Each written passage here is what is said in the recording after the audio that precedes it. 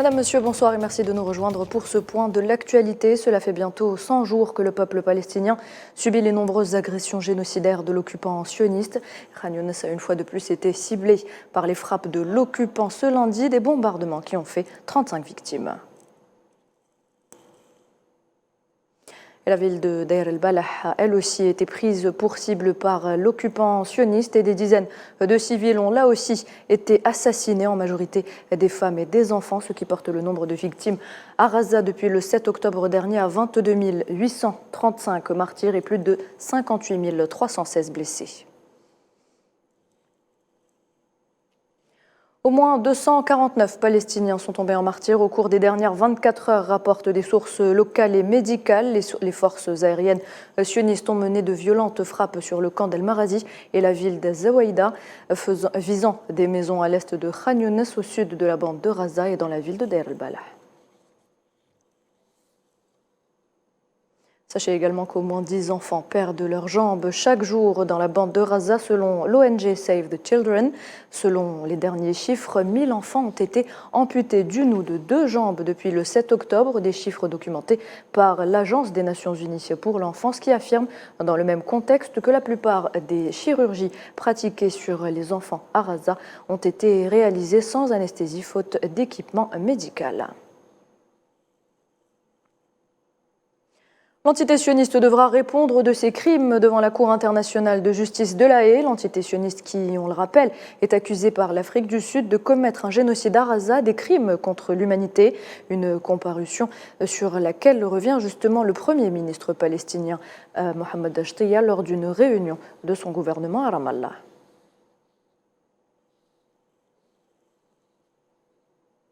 Et la Bolivie annonce soutenir la plainte déposée par l'Afrique du Sud à la CIJ et devient le premier pays d'Amérique latine à soutenir cette action. Une action historique dans la défense du peuple palestinien selon la PAS.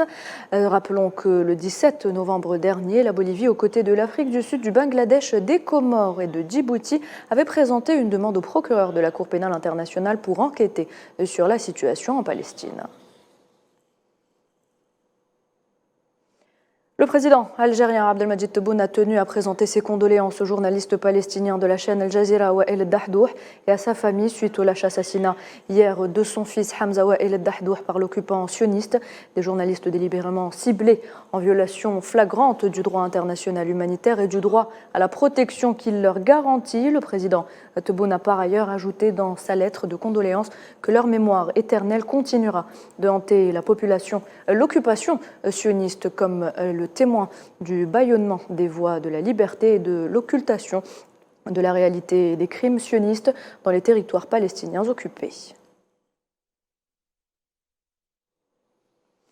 Et dans ce sillage, Abdelmadjid Tebboune a enjoint au ministre de l'Enseignement supérieur et de la Recherche scientifique lors de la réunion du Conseil des ministres qu'il a présidé hier dimanche d'examiner la situation des étudiants palestiniens en Algérie pour leur prise en charge immédiate après interruption des contacts entre ces étudiants et leurs proches dans les territoires palestiniens occupés.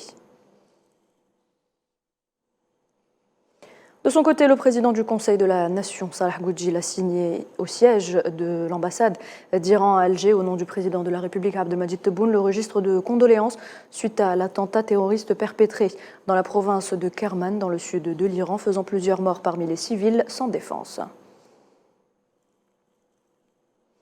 Et puis le chef de la diplomatie algérienne, Ahmed Attaf, a reçu ce lundi Gilles Michaud, secrétaire général adjoint des Nations Unies chargé de la sûreté et de la sécurité. La réunion a été l'occasion d'évoquer les moyens de renforcer la coopération entre l'Algérie et les Nations Unies dans les domaines liés à la sûreté et à la sécurité. Les deux parties ont également examiné les nombreuses questions internationales et régionales, notamment la situation au Moyen-Orient et dans la région du Sahel. Et voilà, c'est la fin de ce point de l'actualité. Merci de l'avoir suivi. Je vous retrouve à 19h pour le journal de la rédaction.